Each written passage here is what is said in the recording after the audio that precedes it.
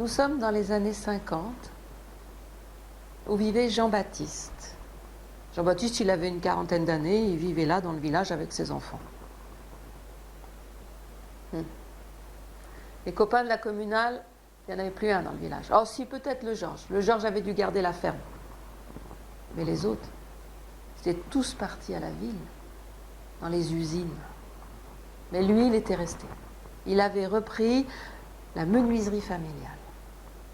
Oh, un ch'ti appentique avait été construit, oh, maçonnerie, oui, sur le côté de la maison, sur le pignon. Au fond, il y avait les planches qui séchaient, et puis devant, sous la fenêtre, l'établi. C'était pas grand, mais fonctionnel. Les affaires, elles marchaient pas trop. Bah non, ils se construisaient pas de maison. Les gens, ils se mariaient en ville, ils achetaient du formica. Ces anciens, ils avaient bien travaillé, il n'y avait pas beaucoup à refaire. Des fois, une fenêtre à l'ouest qui avait pris l'eau, tu parles, ça ne faisait pas vivre, ça. Ah si, il y avait un marché qui allait bien, c'était le cercueil. Ça marchait, ça. Mais le cercueil, il faut du stock. Ben, tu ne peux pas te faire surprendre si jamais il y a une grippe espagnole ou autre chose. Et ben, d'un seul coup, il n'y avait pas les frigos à cette époque. Du jour au lendemain, il fallait que tu fabriques les cercueils en vitesse. Tu n'avais pas le temps d'aller les commander ton bois à la scierie et puis de le faire sécher.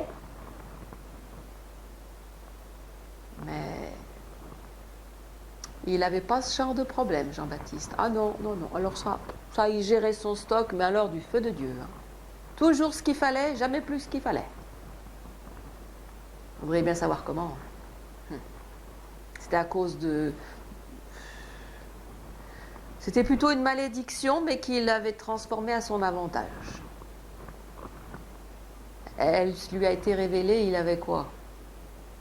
5 ans, 6 ans, il ne se souvient plus trop. Enfin bref, toujours est-il qu'un jour, il a échappé à la grand-mère.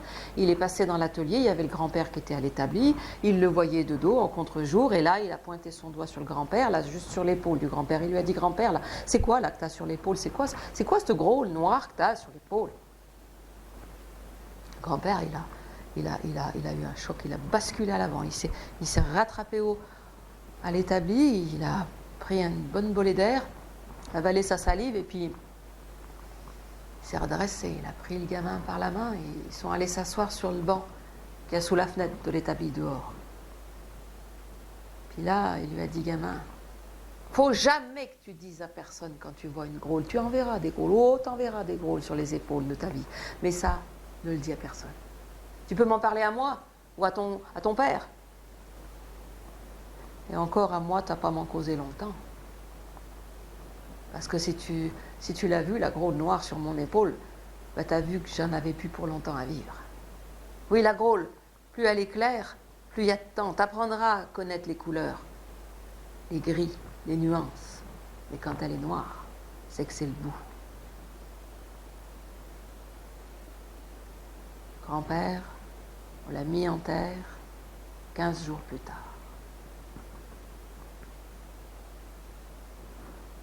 Alors notre Jean-Baptiste, maintenant, comment il fait?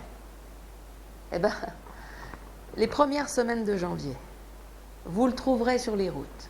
Il fait le tour de toutes les maisons. Il va souhaiter la bonne année, boire la goutte du nouvel an. Toutes les maisons qu'il fait. Mais il n'est pas rare qu'en sortant d'une maison, avant la suivante, il passe sa main dans sa poche, il sort son petit carnet noir, son petit crayon de papier rouge, et qu'il écrive la Berthe des Échos, en mars, 6 planches d'1,50 m.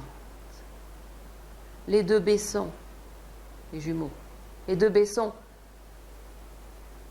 de chez Benetton, 2 fois 6 planches d'1,80 m.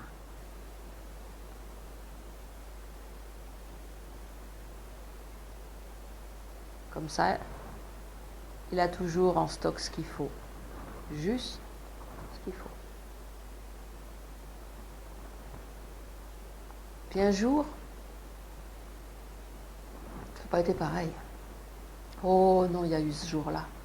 Ce jour-là, il était à l'établi, il travaillait tranquille, penché sur l'établi. Puis, vous savez, des fois, il faut se redresser un peu le dos et Et puis on regarde devant les gamins qui sont dans la cour à jouer, qui font du bruit. C'est beau des gamins qui courent. Alors on les regarde.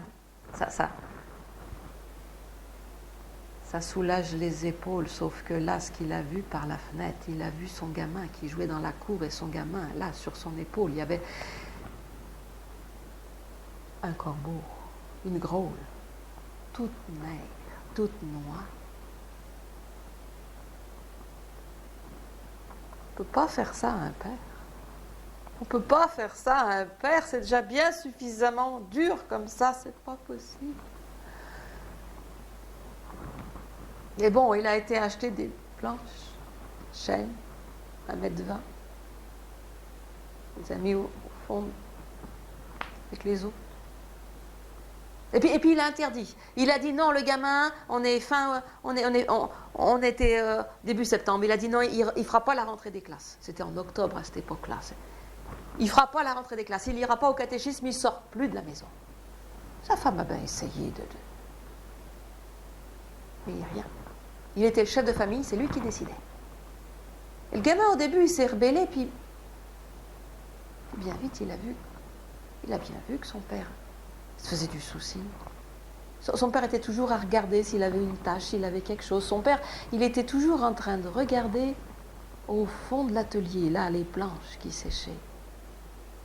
Il n'était pas rare que le matin, quand il se réveille, le gamin, il trouve son père assis, endormi, comme s'il l'avait veillé toute la nuit.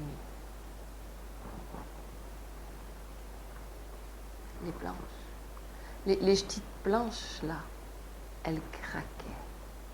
Alors il n'en pouvait plus à le réveiller la nuit, ce bois qui craquait. Alors il les avait pris, il avait tout barassonné là-dedans, il avait mis les petites planches du gamin derrière les grandes des bessons, pour essayer de ne plus les entendre.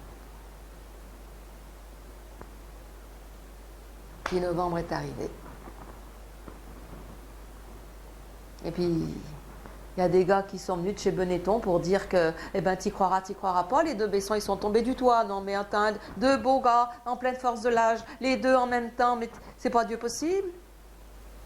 Il a bien dit avec eux que c'était pas Dieu possible. Il a juste pris sa veste et puis il les a suivis pour aller jeter l'eau bénite et puis reprendre les mesures. Faire bonne mesure. Mais il avait qu'une hâte, c'était de rentrer parce qu'il avait de l'ouvrage là, hein, c'est qu'il fallait faire 2 cercueils et puis pas des petits. Mais alors qu'il arrivait là à la maison, il entendait des cris, mais ça sortait de chez lui, ça sortait même de l'atelier. Mais c'était une voix de femme qui pleurait, qui hurlait. Sa femme, elle n'y va jamais à l'atelier.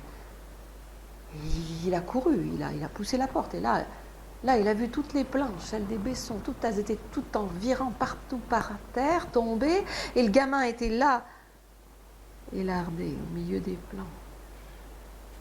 Pas trop animé, le gamin, parce que sa mère le tenait en hurlant. Alors il est tombé les 2 genoux par terre, il a pris le gamin des mains de sa femme. Il a hurlé à l'intérieur de lui que c'était pas Dieu possible ce qu'on lui demandait, et là, d'aller mettre en terre son propre enfant. Et dans ses larmes, dans le rideau de ses larmes, là où avant il y avait une grôle noire, il a vu une petite forme rouge. C'était une femme de lumière qui avait à la place de la jupe des pétales de coquelicot, voilà. Et puis ça lui a parlé dans la tête, ça lui a dit: Jean-Baptiste, jusqu'où tu es prêt à aller pour sauver la vie de ton gamin? Oh ben lui, il a répondu pareil à l'intérieur, il a dit: mais moi, je donne ma vie pour ce gamin. Là, il a juste entendu sa femme qui hurlait de joie. Regarde, sa poitrine se soulève, regarde, ses joues rosissent, regarde. Alors, il a essuyé ses larmes pour mieux voir et il a vu les yeux du gamin qui s'ouvraient.